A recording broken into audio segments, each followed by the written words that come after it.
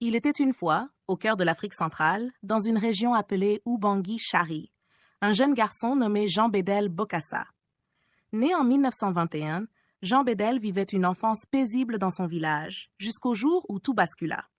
Son père, chef de leur communauté, fut exécuté par les autorités coloniales françaises pour s'être rebellé contre la domination. Jean Bédel, alors âgé de 6 ans, devint orphelin, mais les missionnaires catholiques prirent soin de lui. Très jeune, Bokassa ressentit un appel. Il voulait devenir soldat. Et c'est ainsi qu'il rejoignit l'armée française en 1939. Courageux et déterminé, il servit pendant la Seconde Guerre mondiale et la guerre d'Indochine, montant en grade et devenant un militaire respecté.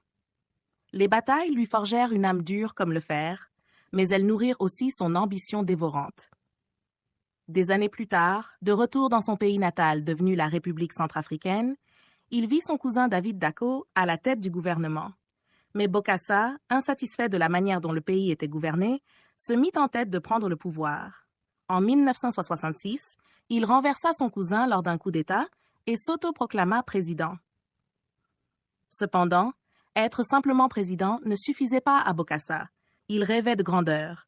Son règne devint rapidement celui d'un homme qui régnait sans partage.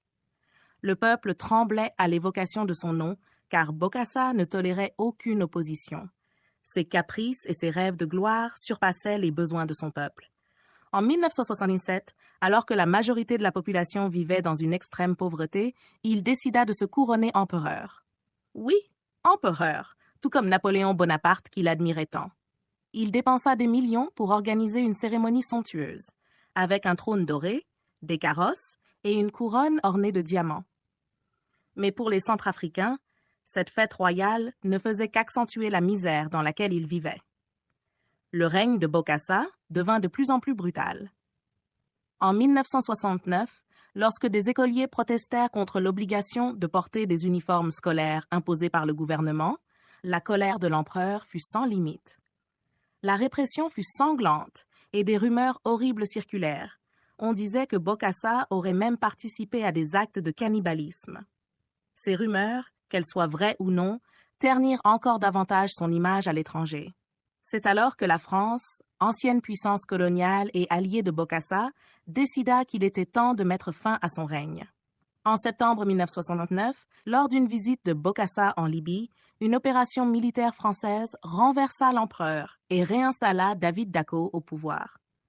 Bokassa, déchu, partit en exil en Côte d'Ivoire, puis en France, où il vécut dans un château près de Paris. Les années passèrent, mais Bokassa, l'homme qui s'était rêvé empereur, ne pouvait supporter l'exil. En 1996, contre toute attente, il revint en Centrafrique, pensant peut-être qu'on lui pardonnerait. Mais à son arrivée, il fut immédiatement arrêté et jugé pour trahison, meurtre et d'autres crimes terrifiants. Le tribunal centrafricain le condamna à mort, mais sa peine fut plus tard commuée en réclusion à perpétuité. Il fut libéré en 1993. Jean Bédel Bokassa, l'homme qui avait régné en empereur sur un royaume de misère, mourut en 1996. Son histoire demeure à ce jour un conte sombre de pouvoir, d'ambition et de démesure, qui continue de hanter la mémoire de la République centrafricaine.